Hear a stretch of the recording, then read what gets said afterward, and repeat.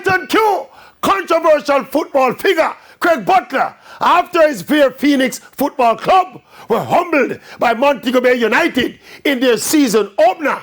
The Butler did it again, blaming his favorite organization, the JFF.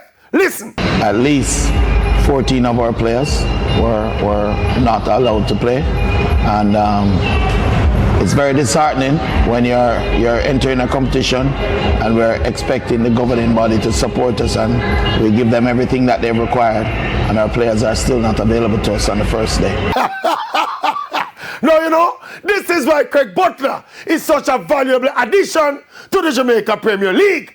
We are guaranteed some chattings, either gloating or balling, like he's balling now, and especially when he set up himself by promising to win the league in short order. We look forward to many more Fair Phoenix games, and of course, the unpredictable responses from the Phoenix boss. From the Fair Phoenix boss, Craig Butler. He's gonna do it.